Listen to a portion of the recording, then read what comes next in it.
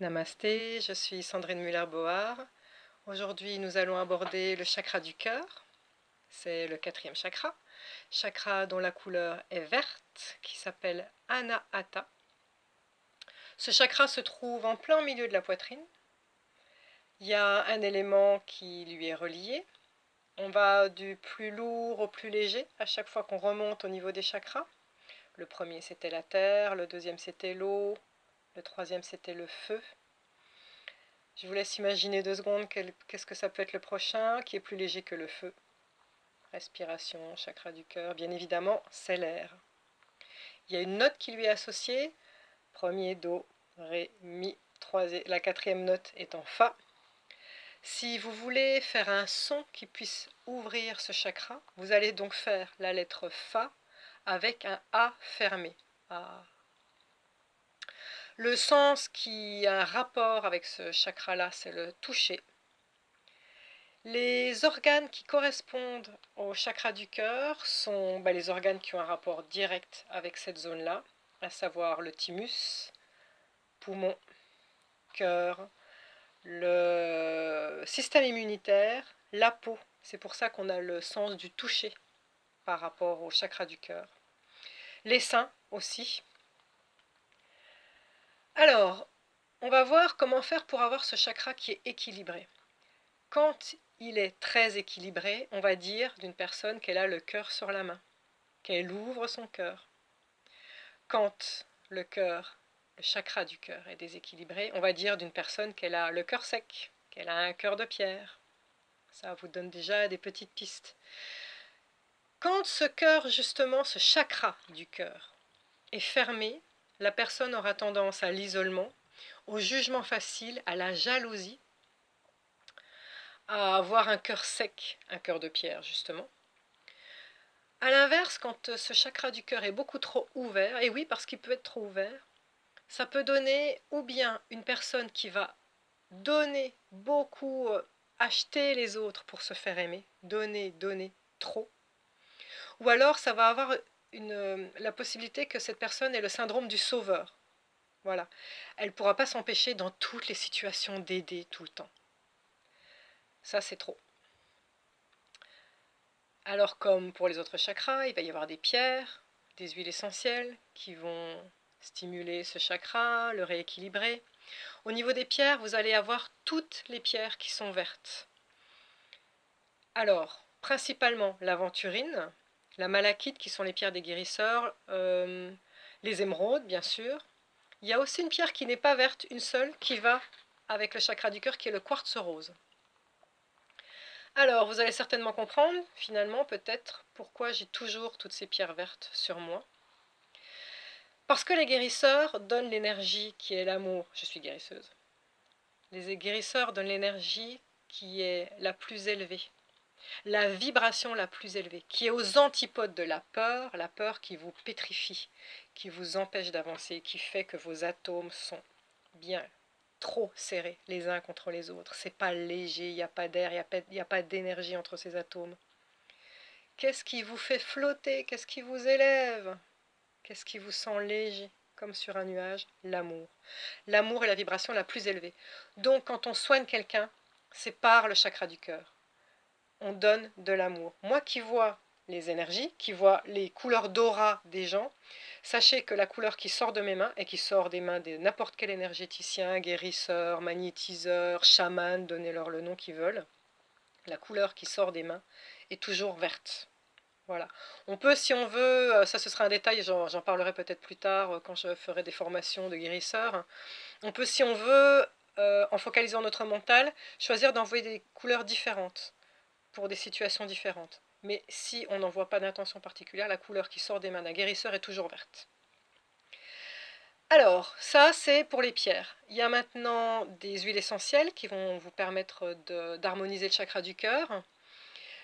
Toujours pour des huiles à mélanger dans le bain ou à mettre en massage. Il va vous falloir 3 gouttes d'huile essentielle de rose, 2 gouttes d'huile essentielle de mandarine et une goutte de vétiver. Maintenant, il faut savoir que les chakras se bloquent ou sont trop ouverts à cause d'attitudes face à la vie. Quelle est l'attitude juste à avoir pour avoir un cœur qui fonctionne correctement, un chakra du cœur qui fonctionne correctement, bien évidemment, puisqu'on parle des chakras. Première chose, ça va être la gratitude. La gratitude, il faut savoir que c'est une vibration qui est presque aussi élevée que l'amour.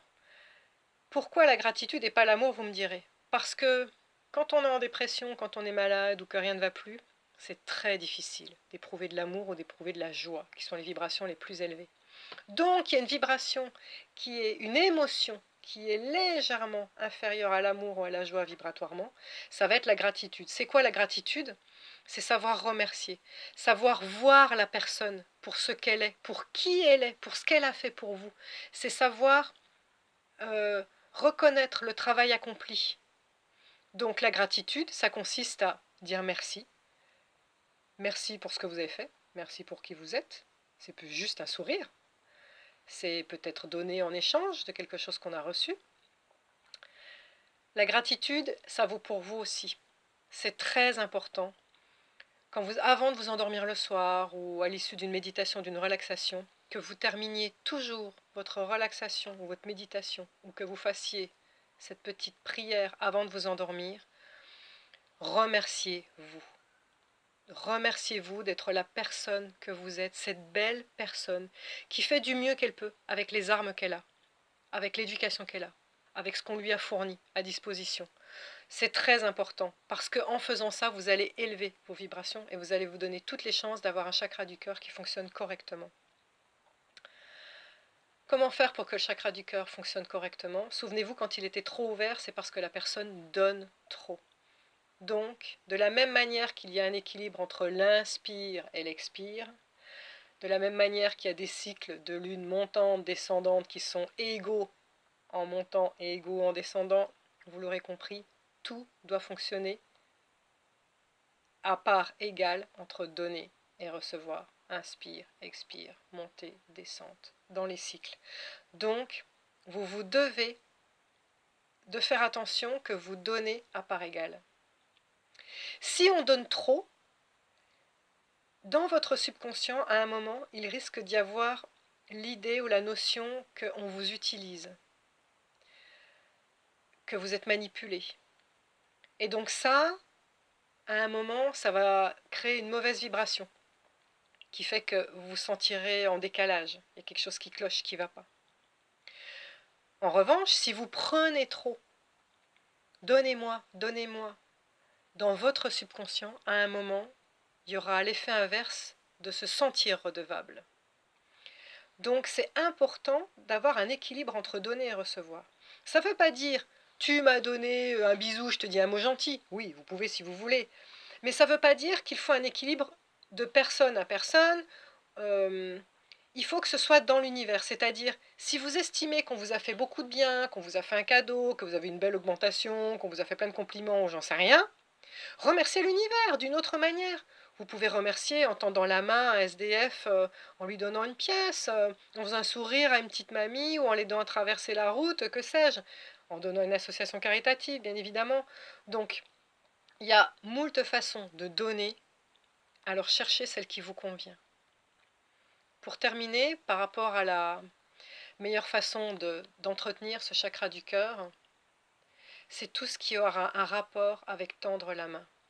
Il y a beaucoup de scientifiques qui ont fait des études qui ont prouvé que les personnes qui sont en état de stress intense, de dépression, sont des personnes qui ont toute tendance à s'isoler. Moi contre les autres. Moi versus les autres. Or, quand on est dans un rapport fluide de donner et recevoir, on prend conscience que tout le monde est pareil et qu'on a besoin de tendre la main, besoin d'aider. Et ce besoin d'aider fait que dans le regard des autres, il y aura cette gratitude qui va vous nourrir. C'est de l'amour pur qu'on va recevoir. Ça va vous nourrir. Ça, c'est une vibration élevée qui fait que vous allez vous sentir bien.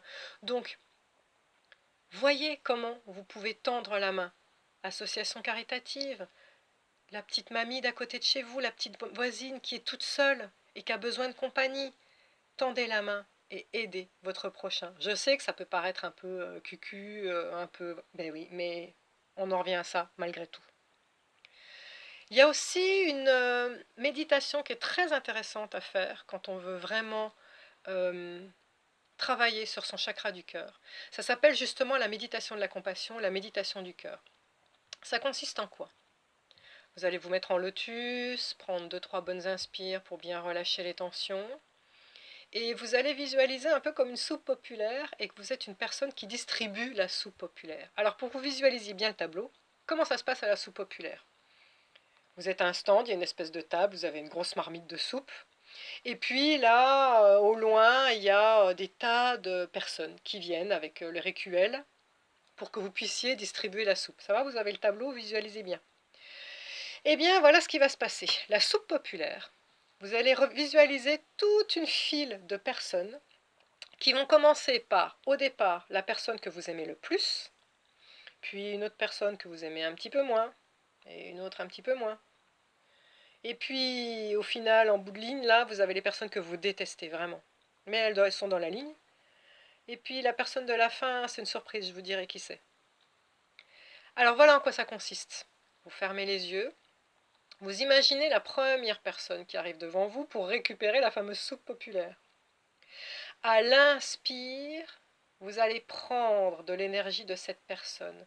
Donc à l'inspire, imaginons que j'ai mon conjoint face à moi, personne que j'aime le plus. À l'inspire, je vais imaginer qu'il me dit des choses gentilles ou qu'il me fait un câlin, par exemple. À l'expire, c'est l'inverse. C'est moi qui vais donner. C'est moi par le chakra du cœur. Vous visualisez bien que ça sort par cet endroit. Qui vais donner de l'amour, qui vais faire des compliments. Et vous pouvez rester autant de temps que vous voulez avec cette personne. Inspire, vous prenez de l'amour de cette personne. Expire, vous lui en donnez.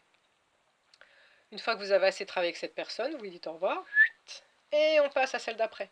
Une personne que vous aimez un petit peu moins. Et inspire, expire, ainsi de suite. 3-4 fois de suite. Hop, à la prochaine. Et vous avez compris le truc? À un moment, vous allez devoir arriver chez vos ennemis, chez ceux qui vous irritent, qui vous agacent. Eh bien ça c'est formidable, parce que ça veut dire quoi cette méditation? Ça veut dire que vous allez devoir leur trouver des choses de bien quand même, parce que personne n'est foncièrement mauvais. Tout le monde cherche à faire du mieux qu'il peut avec ce qu'il a. Je vous assure, tout le monde au fond de soi est persuadé qu'il fait bien, qu'il essaye de faire du mieux qu'il peut, même ceux qui font des horreurs. Donc, cette personne que vous ne pouvez pas supporter, à l'inspire, elle va vous dire des choses gentilles. Et à l'expire, vous vous débrouillez comme vous voulez, mais vous allez lui faire un compliment, au moins, ou trouver une de ses qualités. Et vous allez focaliser l'attention là-dessus. Inspire, il vous dit quelque chose de gentil. Expire, vous trouvez quelque chose de gentil à lui dire. Ça a des vertus incroyables. Pourquoi? Parce que ça va littéralement changer votre énergie et votre vibration. C'est-à-dire que vous allez être dans de meilleures dispositions vis-à-vis de cette personne. Et la prochaine fois que vous la rencontrerez, vous verrez que vos interactions seront totalement différentes parce qu'il va se passer quelque chose. On est avant tout animal, on est avant tout instinctif. Et on va percevoir dans votre énergie, tiens, elle n'est pas comme avant. Elle ne dégage pas ce côté fermé, cette rancœur qu'on retrouve dans le physique, dans les lèvres pincées. Ben non, je vois plus ça chez cette personne. Donc forcément, par l'action-réaction, cette personne-là non plus ne va pas vous envoyer de l'agressivité puisque vous n'en envoyez pas. Donc vous allez voir que ça va créer des relations beaucoup plus fluides et que, en ouvrant votre cœur, tout va s'ouvrir autour de vous. J'en reviens à ma dernière personne de la soupe populaire, vous vous souvenez? Si vous avez bien écouté et si vous avez bien suivi ce petit tuto, vous saurez qui c'est vous. À la fin de la soupe populaire, vous allez visualiser devant vous un double de vous. Et à l'inspire, cette personne va vous dire tout le bien de ce qu'elle pense de vous, le double de moi va dire tout le bien qu'elle pense de moi. Et à l'expire, le double, vous allez lui dire tout ce que vous pensez du bien d'elle. Alors ça peut être très intéressant que ce ne soit pas un double qui ait le même âge que vous. Par exemple, si vous avez été blessé en étant petite fille, par exemple, vous avez subi le divorce de vos parents, vous êtes senti coupable, en tout cas ça reste une blessure un peu, une plaie ouverte, visualisez la petite fille devant vous. Et à l'inspire, elle va vous dire des choses gentilles, et à l'expire, vous allez lui dire tu sais, t'as fait du mieux que t'as pu, t'as été formidable, c'était pas de ta faute. Et puis à l'inspire, on recommence, elle vous fait des câlins, elle vous donne plein de gratitude. Et à l'expire, vous allez lui reparler. Pour ceux qui ont peur de mourir trop jeune, figurez-vous qu'une fois j'ai une patiente qui est venue me voir, elle me disait: Sandrine, je suis persuadée que je vais mourir à 50 ans. Je ne sais pas pourquoi, j'en suis persuadée. Et ça crée un tel stress chez elle que j'aurais pu signer qu'elle allait mourir à 50 ans. C'est-à-dire qu'elle s'était programmée. Elle avait programmé son corps à mourir à 50 ans. Ça a créé tellement de stress que je ne suis même pas sûre qu'elle ne serait pas morte avant. Et bien voilà ce que je lui ai dit. Je lui ai dit de faire ce genre de méditation. Mais je lui ai dit de contacter la grand-mère toute fripée, toute belle, toute mignonne, avec les étoiles dans les yeux devant elle. Je lui ai dit, visualise une grand-mère qui est toi. Et à cet inspire, cette grand-mère va te dire: regarde, moi je suis une sage, j'ai appris des tas de choses, regarde, voilà, regarde comme tu es belle, comme je te trouve belle. Et à l'expire, allez parler à cette grand-mère, dites-lui comme vous la trouvez merveilleuse, avec ses petites étoiles dans les yeux, avec ses petites rides qui témoignent de sa sagesse. Parlez avec qui vous allez être plus tard. Et puis là, vous faites quoi? Vous mettez un programme d'amour dans votre corps. Pourquoi votre corps irait faire des maladies? Pourquoi? Votre corps choisit de faire des maladies pour vous donner des signaux. Si tout va bien et que vous lui parlez correctement, vous n'aurez pas de maladie. Croyez-moi. Eh bien, je crois avoir fait le tour du chakra du cœur. La suite, chakra de la gorge. À très bientôt. Namasté.